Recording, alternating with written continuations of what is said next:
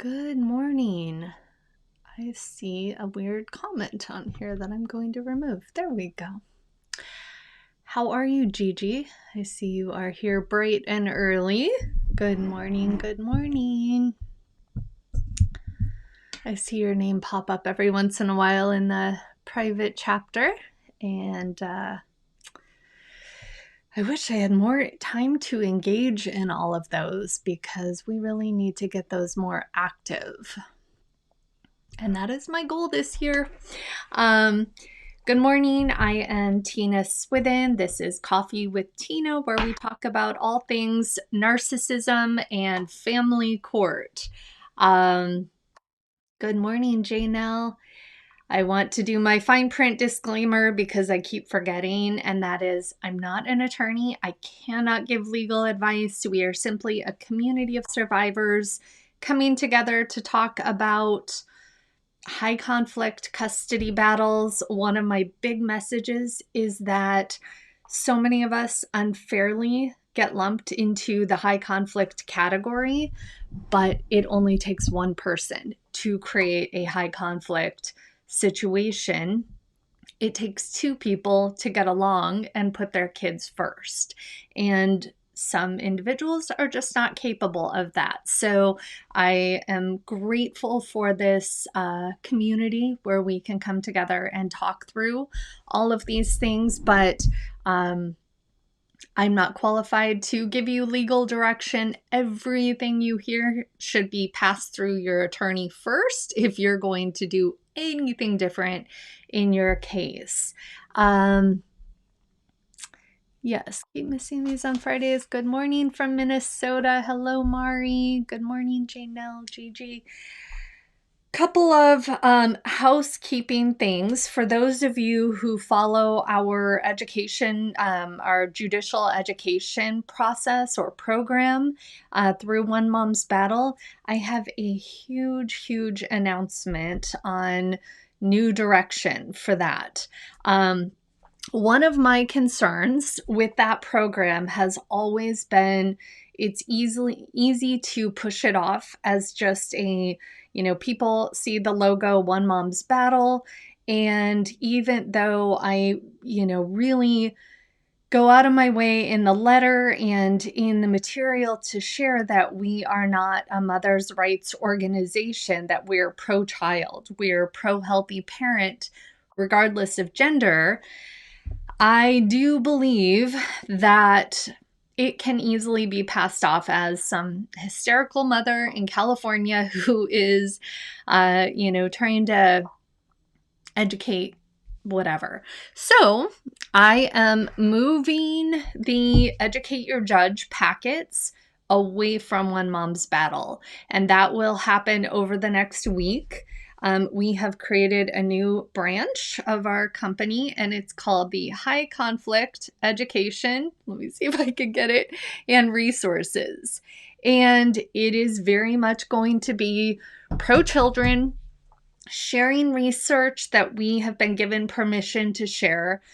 We were sharing information on the ACE study.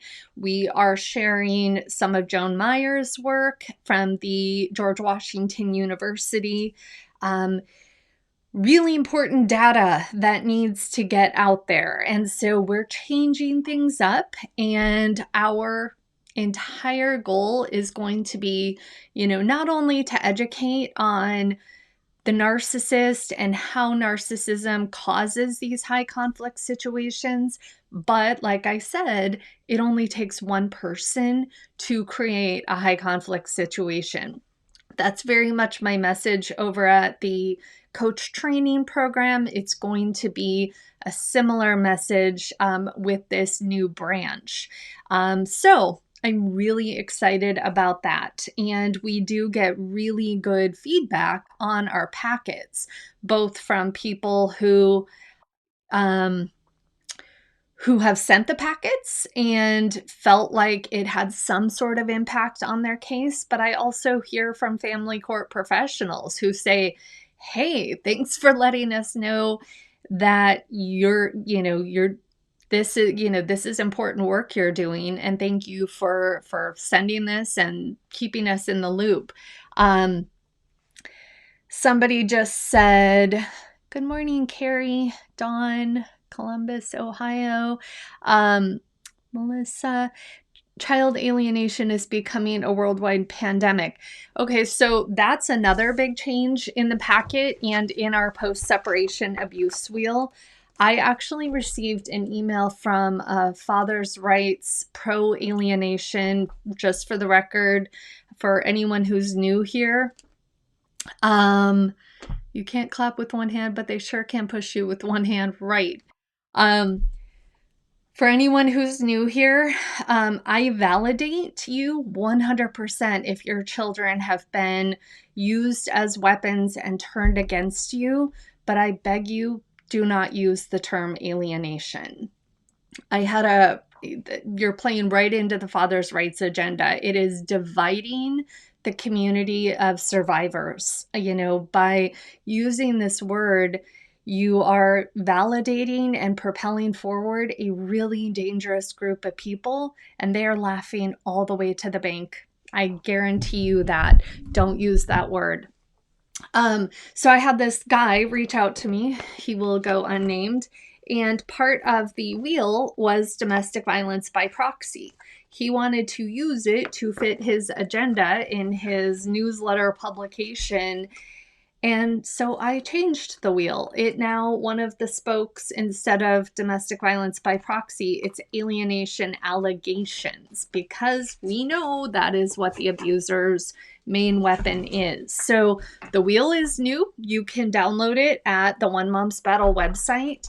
It's under the education tab. You'll just go to post-separation abuse. So that's an exciting change to that. Let's see what else.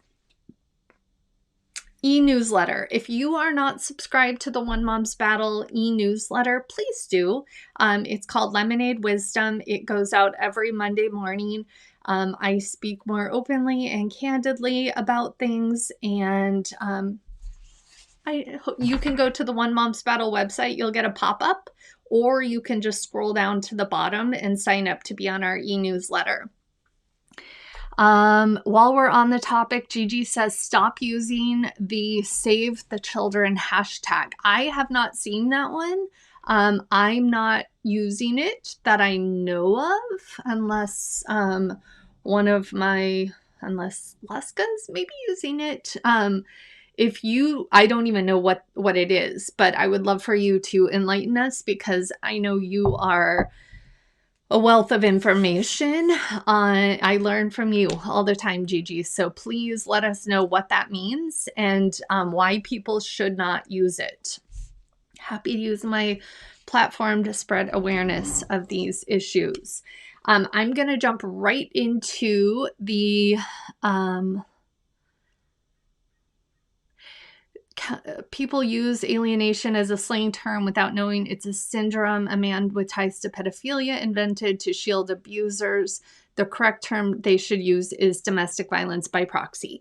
Yes, and if you're going to use a term, that would be the one. However, I'm not big on labels. I would rather focus on what are the patterns of behavior. That's what the court cares about.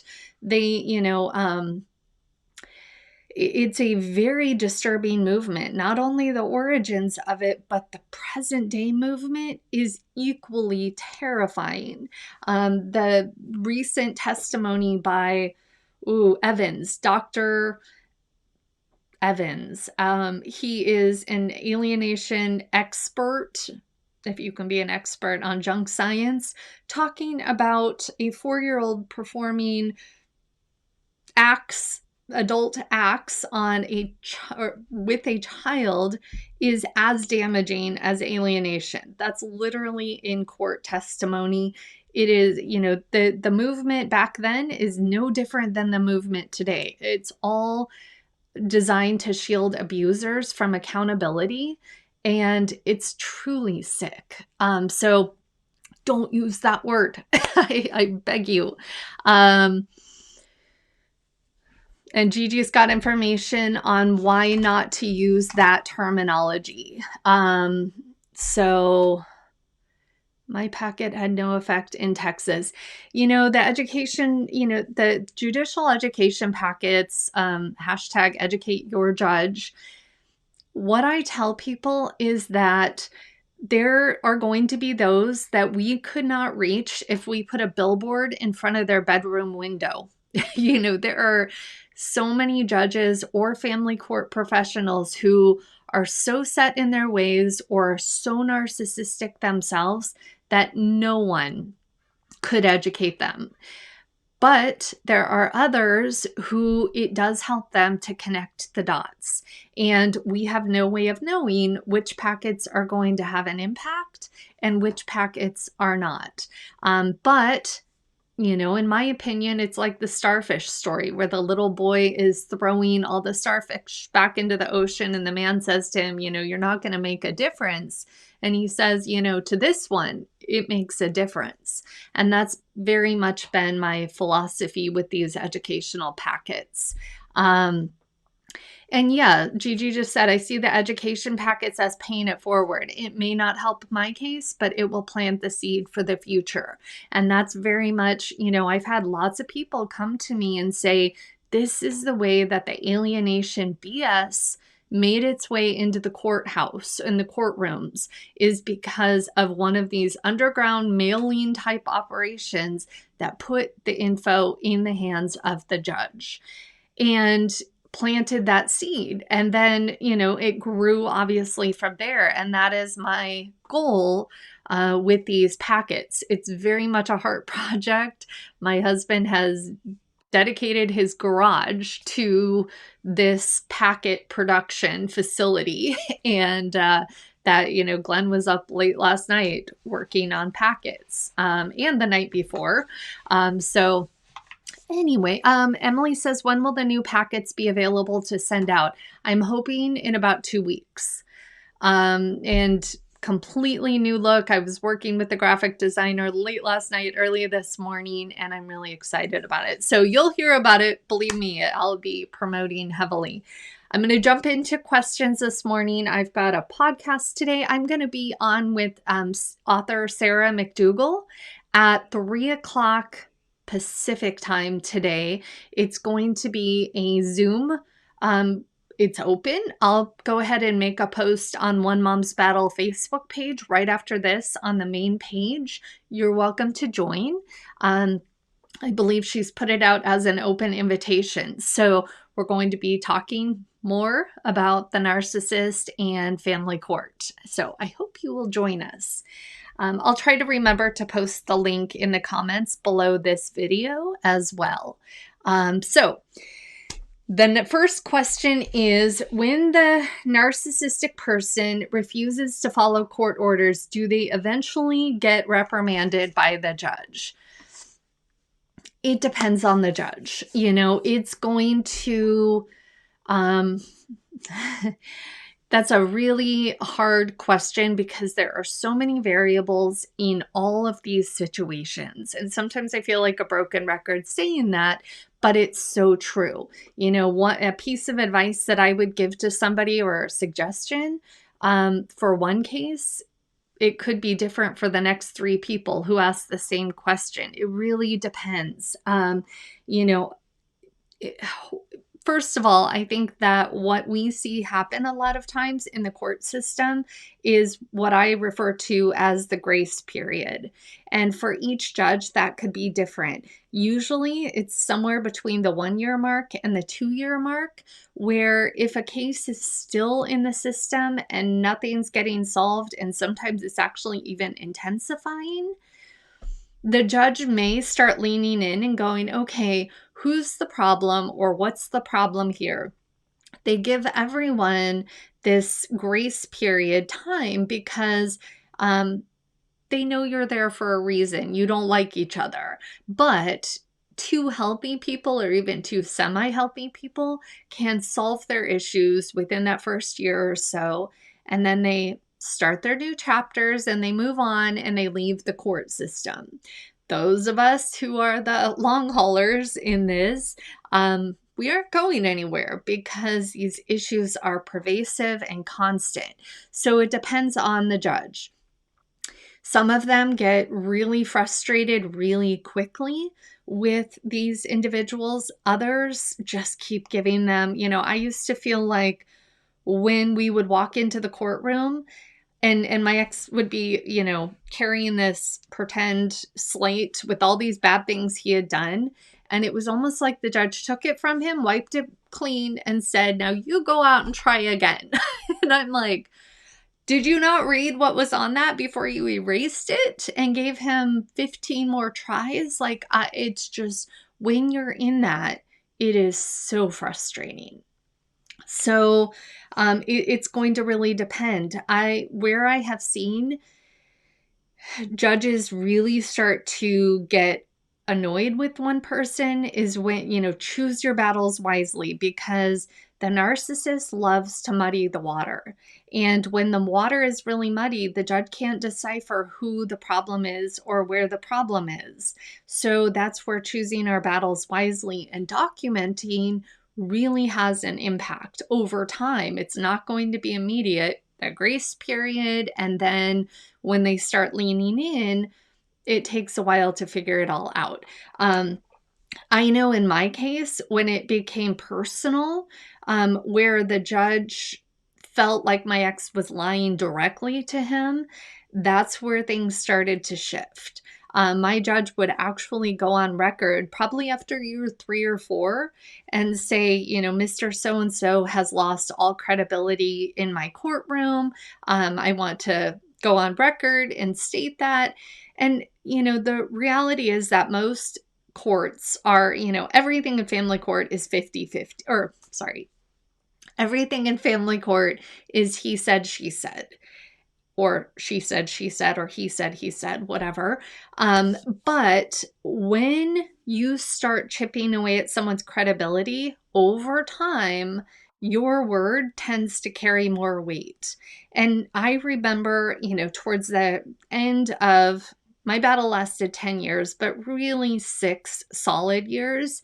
And it was towards the end of that, the last year or two, where the judge would say, I want to hear from Miss Swithin, and give me the floor and would actually listen to me, because I had proven myself to be very credible, and all of those things, to where it is he said, she said, until someone loses credibility. And then my voice actually carried more weight than his did.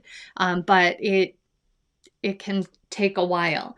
So, and making it personal. When I see attorneys who will tell the judge, you're on, these are usually attorneys who really understand narcissism, and maybe they're playing a little bit into the judge's own narcissism, where they'll say, Your Honor, this person is above your court orders. He doesn't care what you order. He's going to do X, Y, and Z. He's above the law. He's above everyone.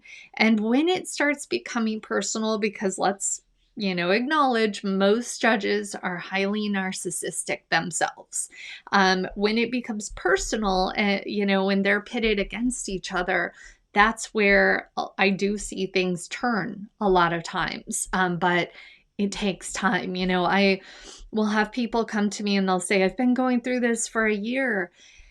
When's it going to get better? And I'm thinking, oh my goodness, if you are able to finalize your divorce by year 3, you're doing well. It's usually, this is a long process.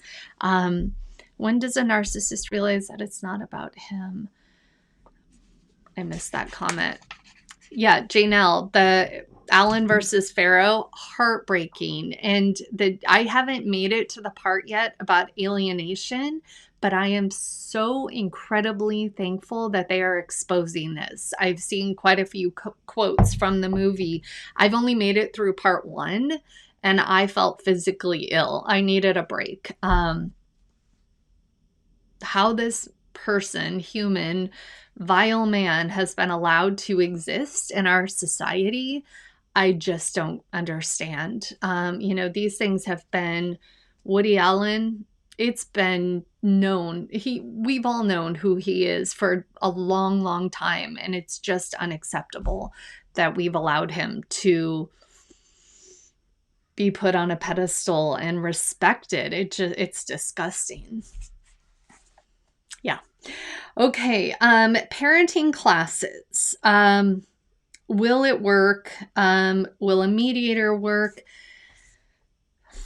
There are things at the court system that, I call it their lazy little checklist.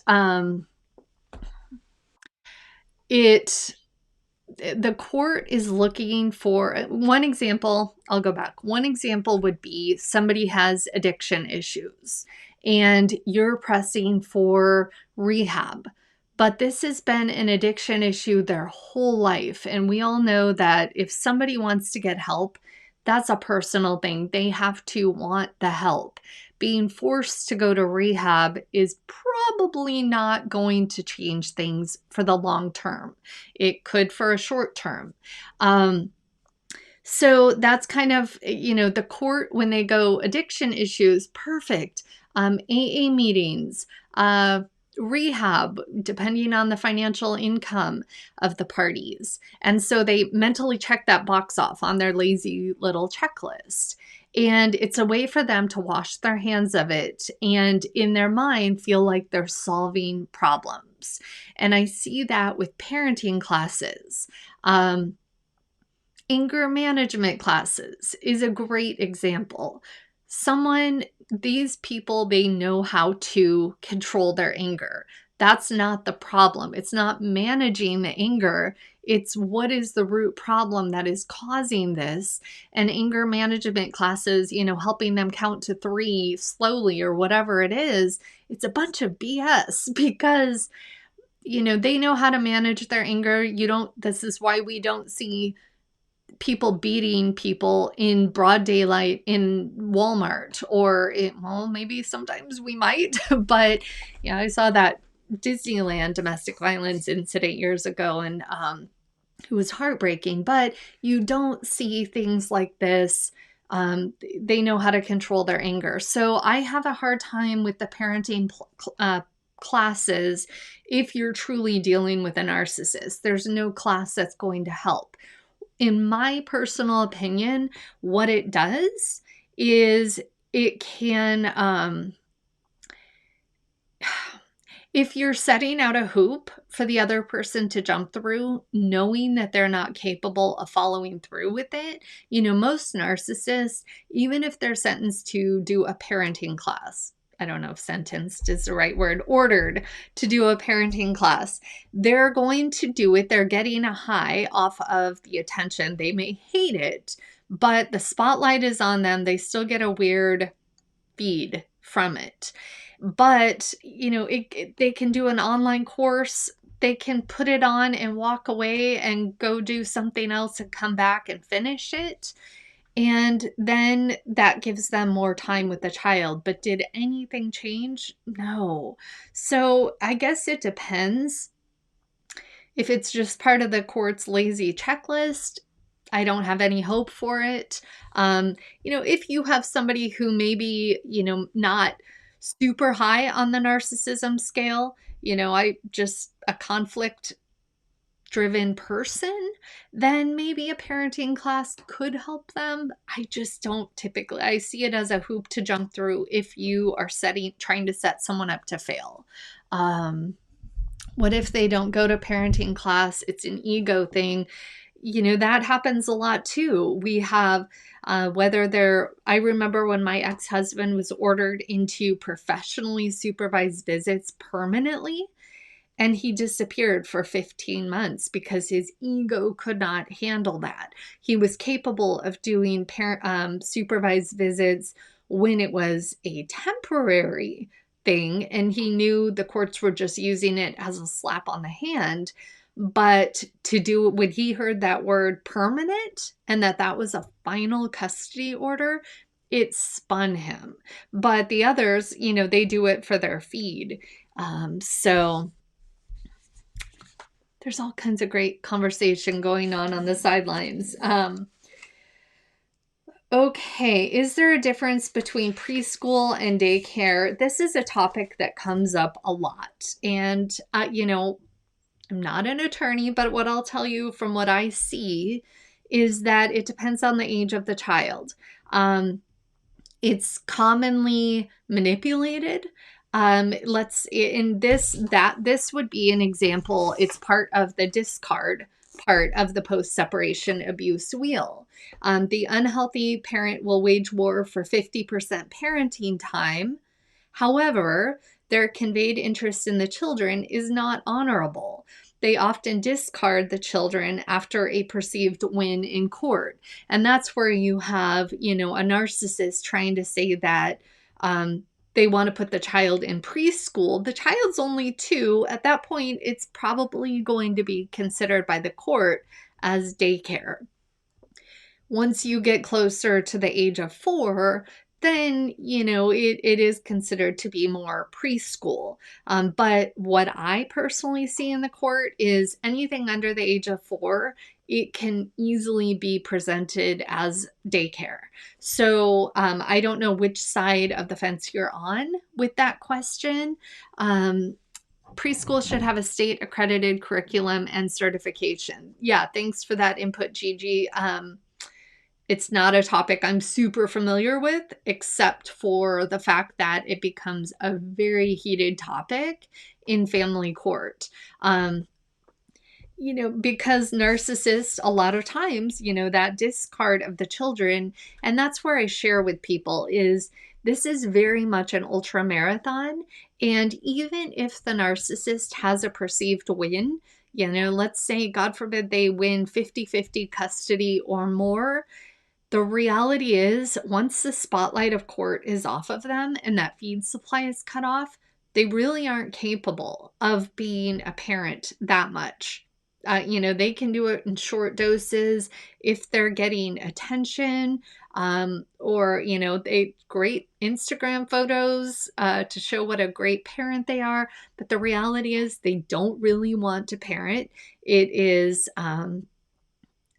selfless work, and we know the narcissist is not capable of that. So, the discarding is painful because a lot of the moms I deal with, they're saying, I'm home, I'm available, I work from home, I have this career because it's always been my goal to stay home and be there for my kids.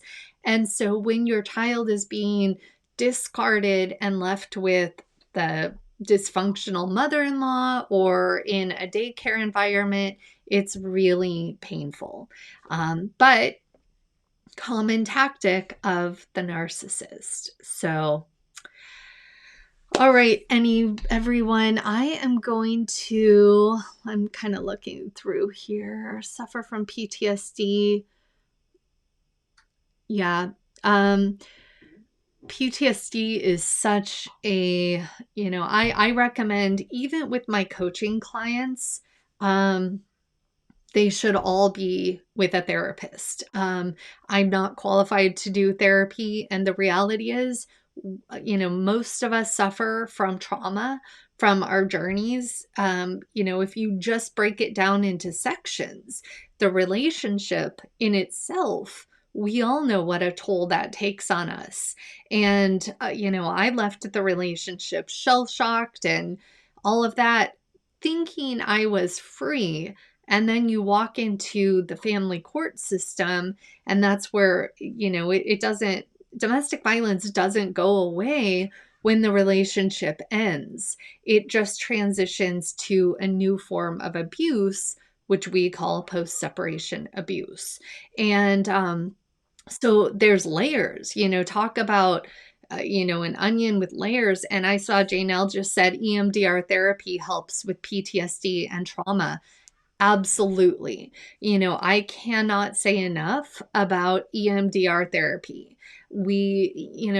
I know that I've been fortunate enough over the past few years to have really good therapists, and 5 sessions of EMDR helped me more than 3 years of therapy. And so, and another one that I have not yet tried, but it's on my radar is, I believe it's called somatic therapy. I've heard really, really positive responses to that from survivors of PTSD. So please know you're not alone.